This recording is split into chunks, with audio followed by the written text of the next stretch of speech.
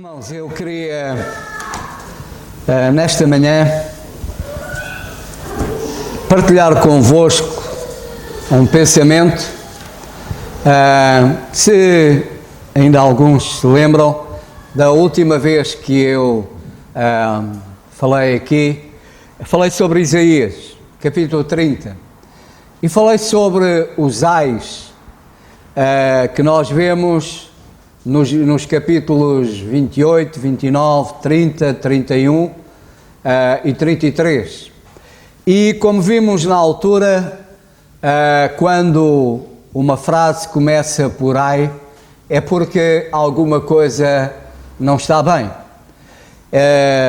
E nós vimos como, de facto, a nação de Israel, ela vivia o período mais difícil, um dos períodos mais negros da história de Israel, em relação à relação que Israel tinha, que o povo tinha com Deus. A indiferença, o abandono total em relação ao Senhor, em relação à sua palavra. E eu queria agora que abrissem, por favor, no capítulo... Vamos ter um pensamento que no capítulo 5 e capítulo 6, e começando no capítulo 5, e eu tenho estado a ler o livro de Isaías, e graças a Deus o nosso irmão Alberto, ele enviou-nos um estudo sobre onde é referido o livro de Isaías, e que de facto para mim foi uma bênção, que me ajudou também muito a compreender ainda melhor o estado em que a nação de Israel se encontrava naquela altura. E digamos que as semelhanças também em relação à igreja hoje também não são muito diferentes, infelizmente. A confusão é grande, por vezes a indiferença para com Deus também é grande, o desprezar a palavra do Senhor, o desprezar a comunhão com o Senhor. Infelizmente também a igreja passa por dias também muito complicados. E, evidentemente, também por isso, a credibilidade na igreja, neste mundo, nesta sociedade, também é baixa. A razão porque certamente há indiferença para com Deus, indiferença para com a palavra de Deus, em parte tem a ver também com a igreja que existe hoje. Pela, certa forma, infidelidade da igreja. E a igreja depois não tem credibilidade nessa sociedade. Não temos credibilidade. A igreja, e quando falamos de igreja, é importante percebermos que a igreja sou eu, a igreja sois vós. Somos nós a igreja do Senhor. A igreja não é, e como por vezes erradamente é pensado, que a igreja são os edifícios. Não.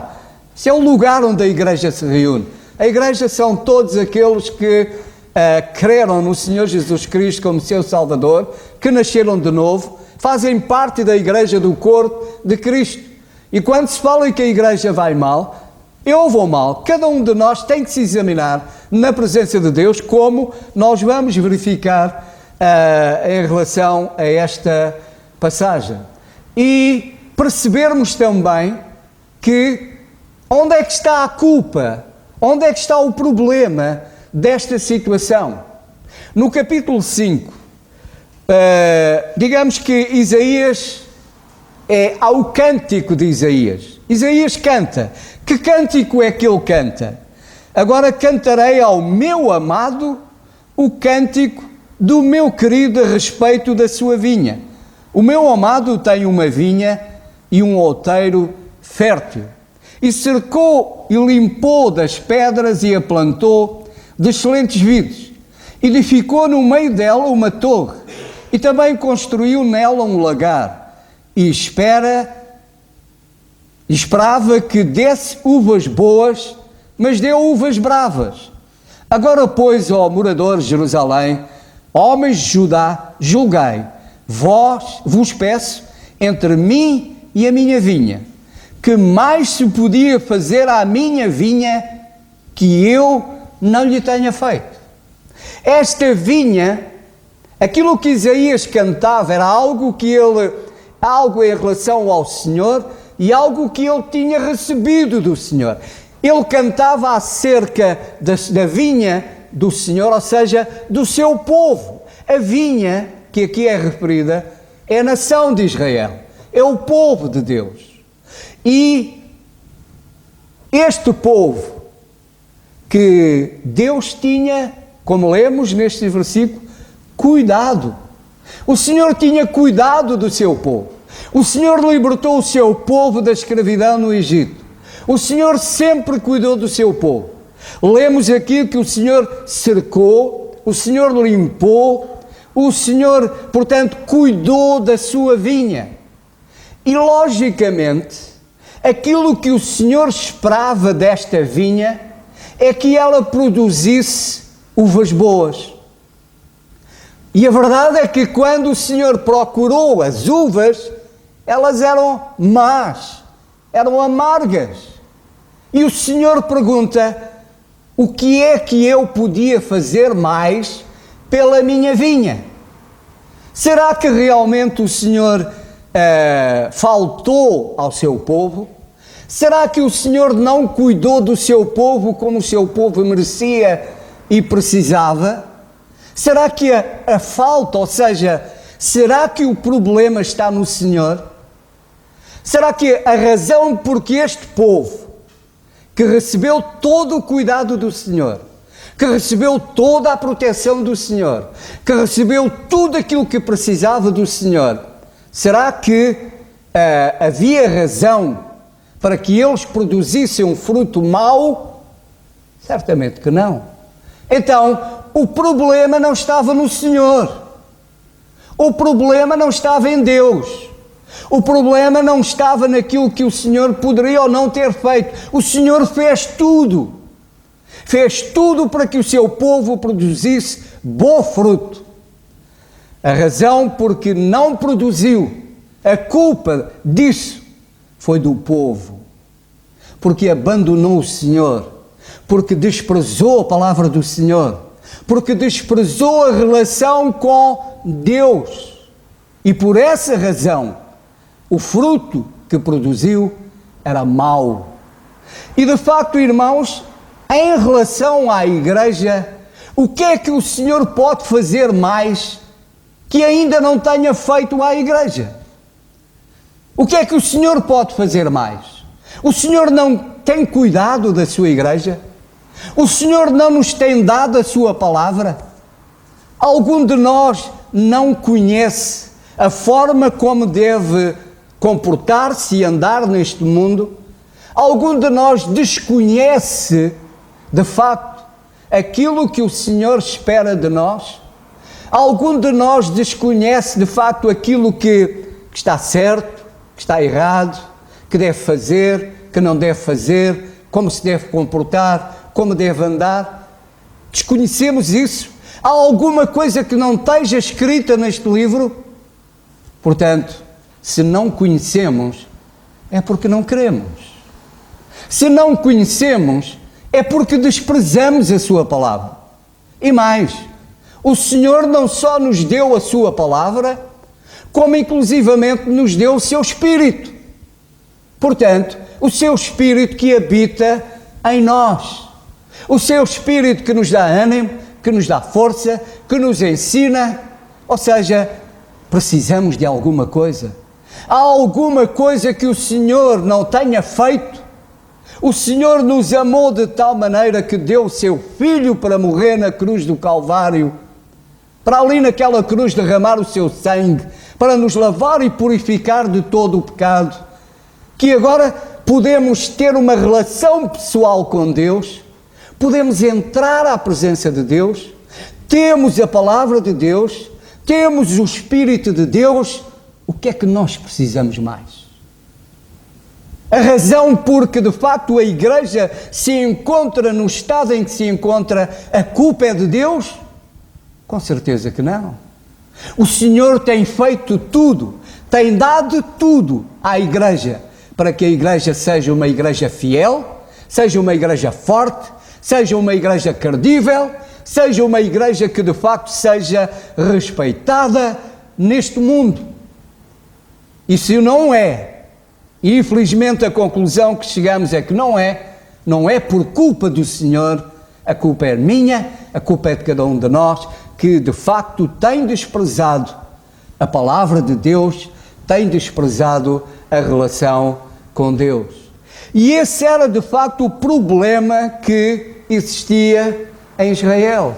E quando nós desprezamos o Senhor, quando nós desprezamos a sua palavra, desprezamos a comunhão com Ele, é evidente que depois começam a surgir outras manifestações, as manifestações da carne, as manifestações do velho homem, começam a surgir outras manifestações que de facto nos afastam de Deus, que nos vão afastando de Deus e nos vão nos aproximando cada vez mais de onde viemos. Vão nos aproximando cada vez mais de onde viemos.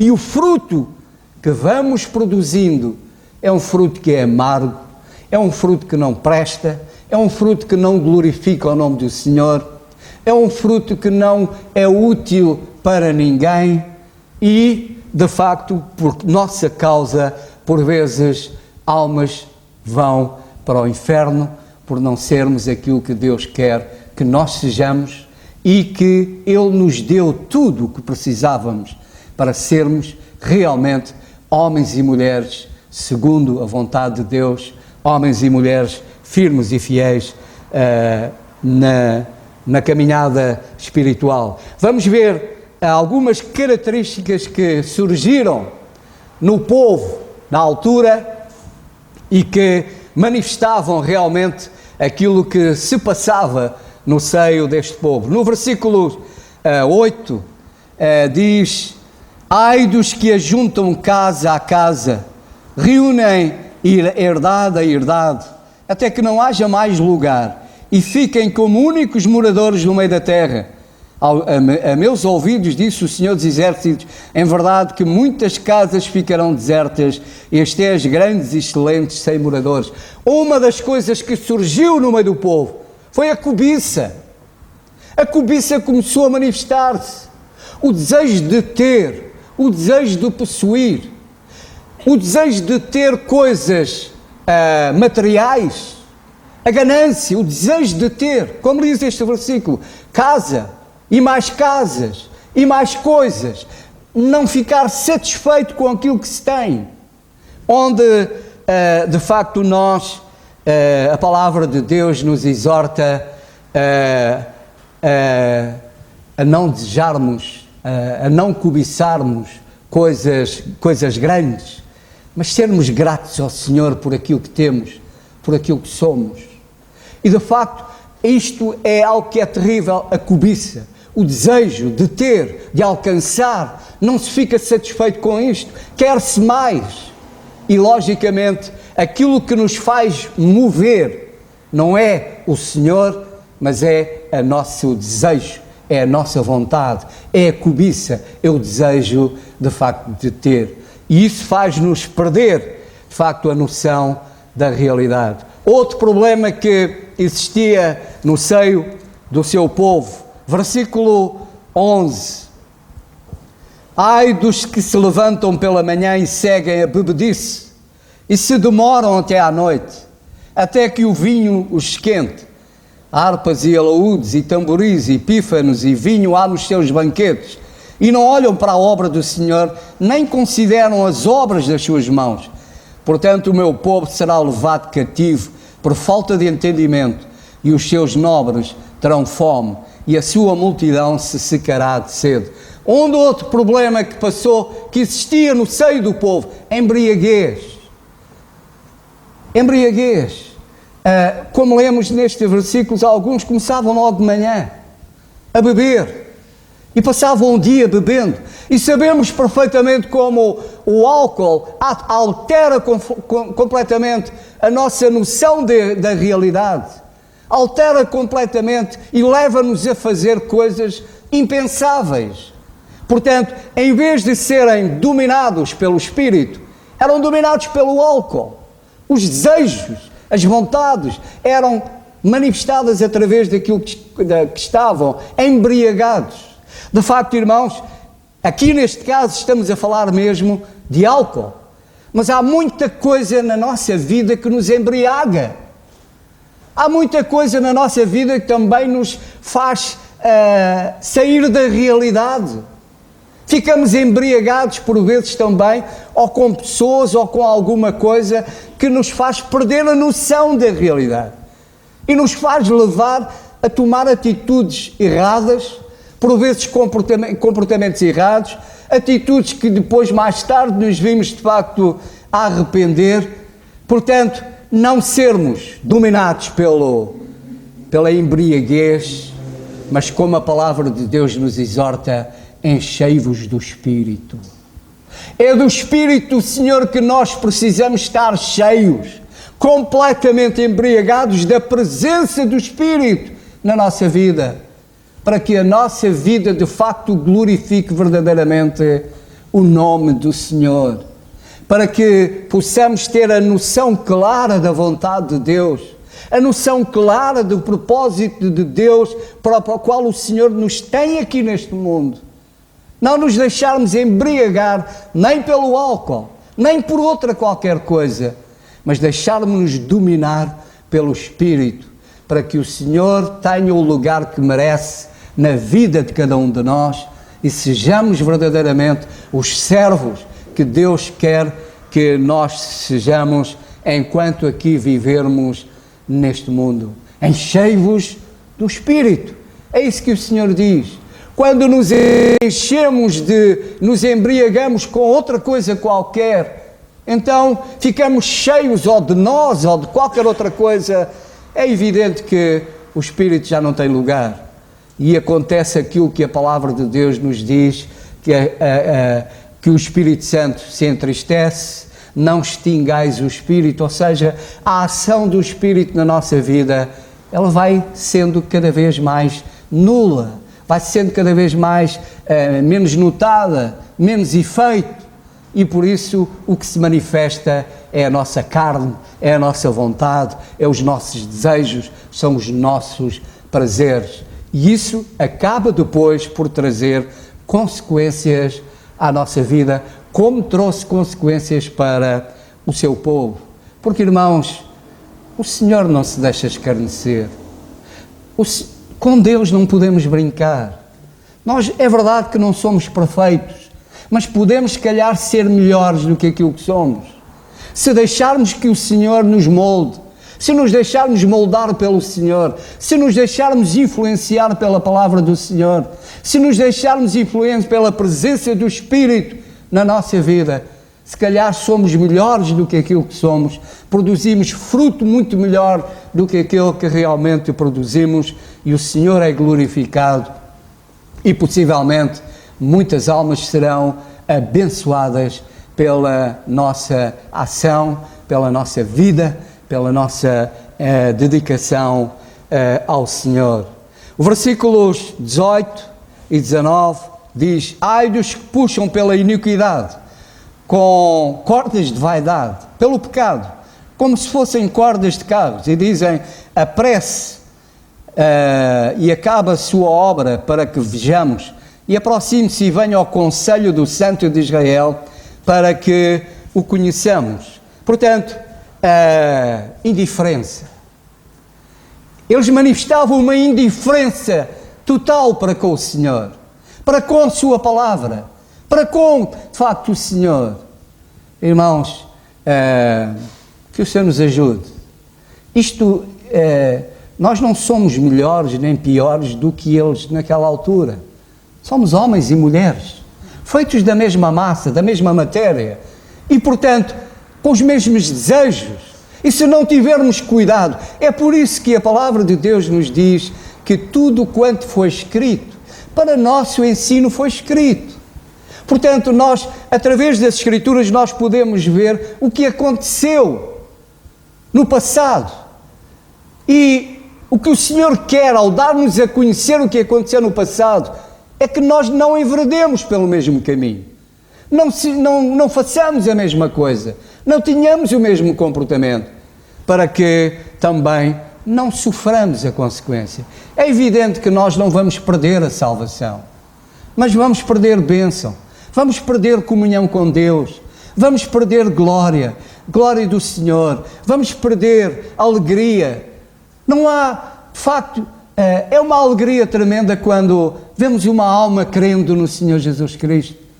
Irmãos, para nós certamente é uma alegria quando vemos isso e quando sentimos que fomos úteis a alguém, que levá-los ao conhecimento e ao gozo da salvação. E evidentemente, se a nossa vida for nula, for um desastre, nunca teremos essa alegria, porque nunca seremos uma ajuda, nunca seremos uma bênção, porque de facto a nossa atitude para com o Senhor é de indiferença, é de desprezo, é de afastamento, e por isso nunca seremos realmente aquilo que o Senhor espera e quer que verdadeiramente nós sejamos. No versículo 21, o tempo vai passando, mas fala-nos, vemos orgulho, neste capítulo, depois podemos analisar em casa se quisermos, mas nós encontramos orgulho, encontramos injustiça, encontramos hipocrisia. É isto que se revela quando nos afastamos do Senhor. Alguns revelavam de facto uma hipocrisia tremenda. Não queriam saber do Senhor, mas em determinados momentos falavam do Senhor. Em determinados momentos queriam dar uma aparência daquilo que não eram. Falavam, usavam o nome do Senhor, mas na verdade não era alguém que eles valorizassem. Não era alguém que eles valorizassem a comunhão com o Senhor. Usavam o nome do Senhor porque lhes dava jeito naquela altura. Não que sejamos... isto é hipocrisia. Somos do Senhor, sejamo-lo totalmente. E sejamo-lo em todo o tempo e em todo o lugar. Não sejamos agora uma coisa e logo outra.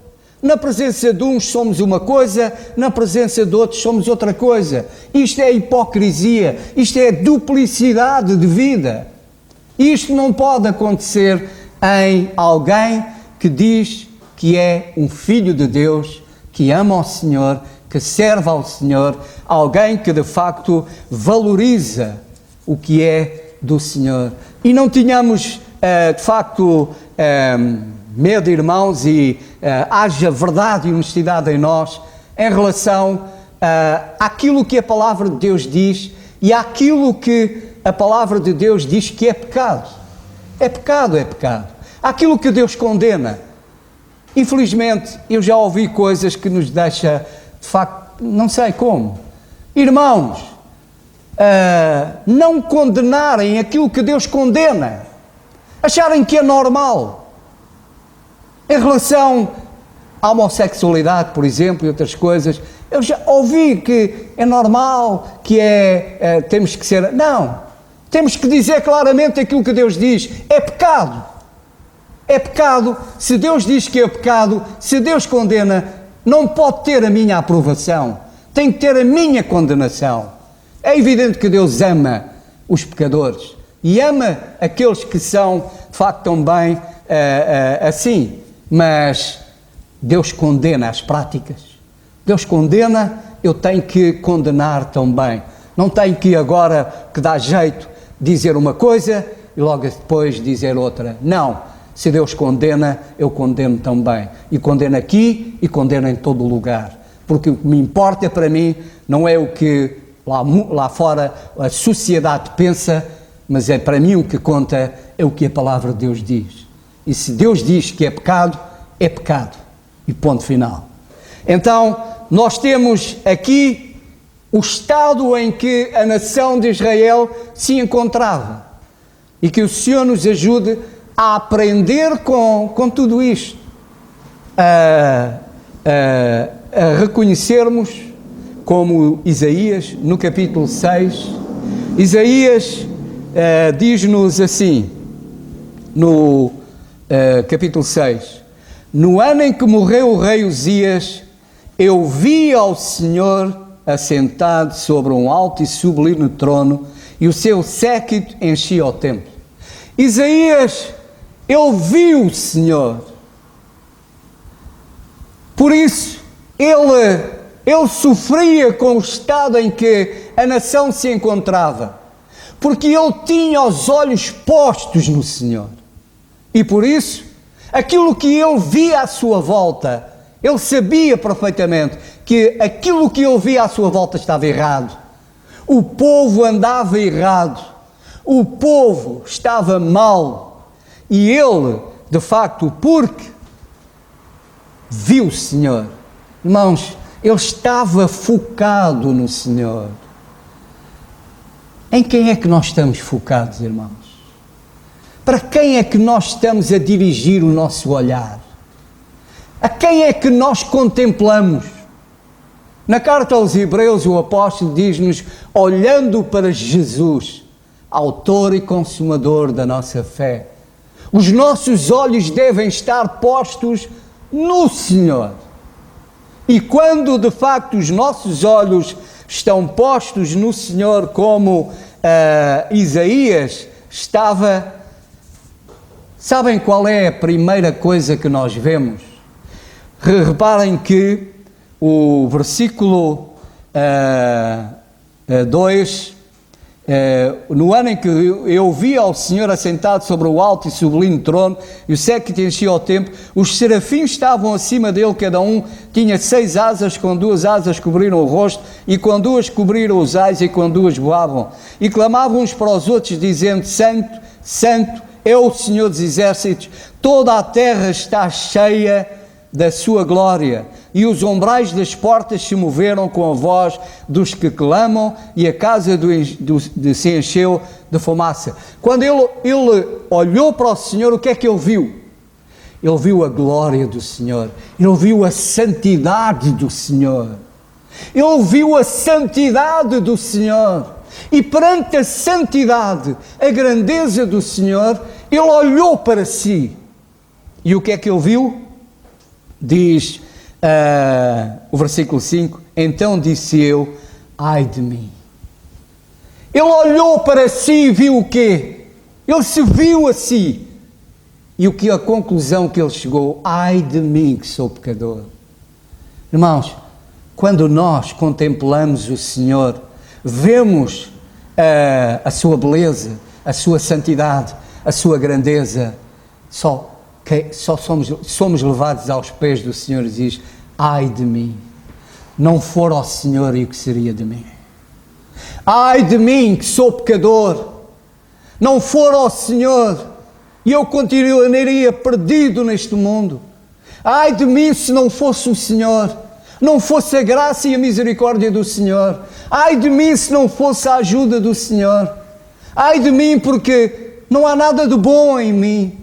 Portanto, Isaías, quando ele contemplou o Senhor, ele viu-se a si mesmo, ele olhou para si e viu a sua miséria, viu a sua maldade, viu aquilo que ele era perante a beleza e a santidade do Senhor. Irmãos, de facto, antes de nós falarmos acerca dos ais da vida dos outros, devemos falar do nosso ai. Em primeiro lugar, devemos falar do nosso ai. Ai de mim, que sou pecador. Ai de mim, que se não for ao Senhor, eu seria pior do que aquilo que sou. Ai de mim, antes de olharmos para os outros, antes de olharmos para a vida dos outros, olhemos para nós, irmãos. E se olharmos para nós, não vamos encontrar nada de bom. E quando nós olhamos de facto para nós e não vemos nada de bom, perdemos a vontade de falar dos outros. Mas se calhar desperta-nos em nós a vontade de orar pelos outros. Porque reconhecemos que em nós também não existe nada de bom. Mas eu tenho que olhar em primeiro lugar para a minha vida. E sabem qual é a diferença entre um religioso e um crente a sério? É que um religioso quer mudar a vida dos outros. O religioso quer mudar a vida dos outros. os outros é que precisam de ser mudados, a vida dos outros é que está mal, precisa de se humilhar na presença do Senhor, precisa disto. Mas o crente, a sério, esse diz: Senhor, ai de mim que sou pecador, ai de mim que não valho nada, eu preciso de Ti, Senhor. Se não fores Tu, eu serei capaz de fazer as piores coisas. Quem faz a nossa diferença, quem faz a diferença na nossa vida é o Senhor. Por isso é na Sua presença que nós precisamos estar, é Ele que nós precisamos de facto procurar. Então, Isaías viu o Senhor, viu-se a Ele mesmo e aquilo que Ele era, e mais, Ele viu também no versículo... Ele viu a necessidade que tinha de ser purificado.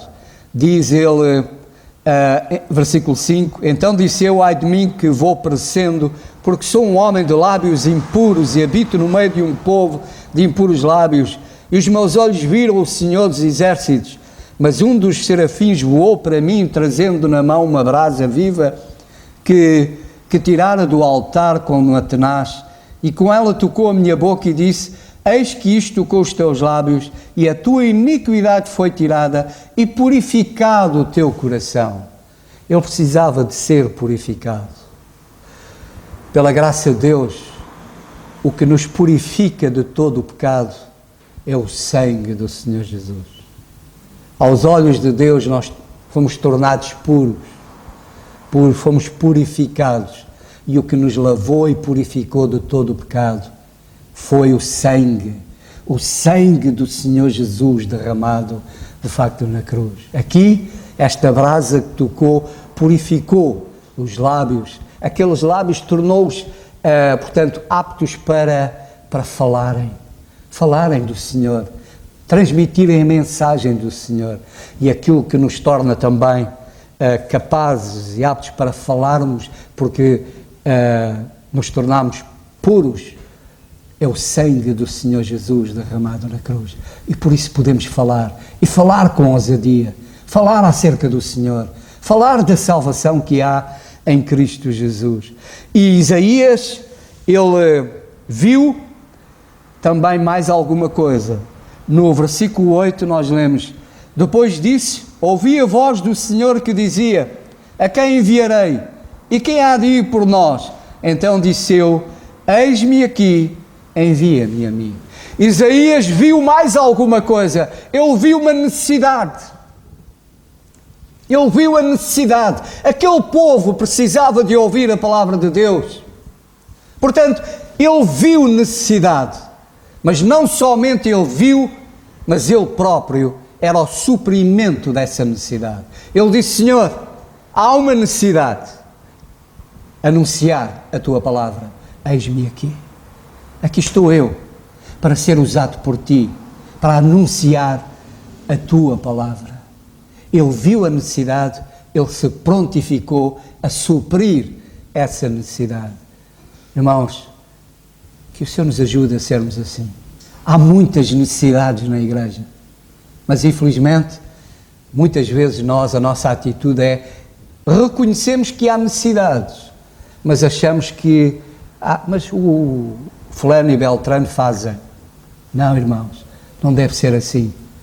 A igreja, todos nós, somos membros do corpo de Cristo, e particularmente somos membros da igreja que se reúne neste lugar.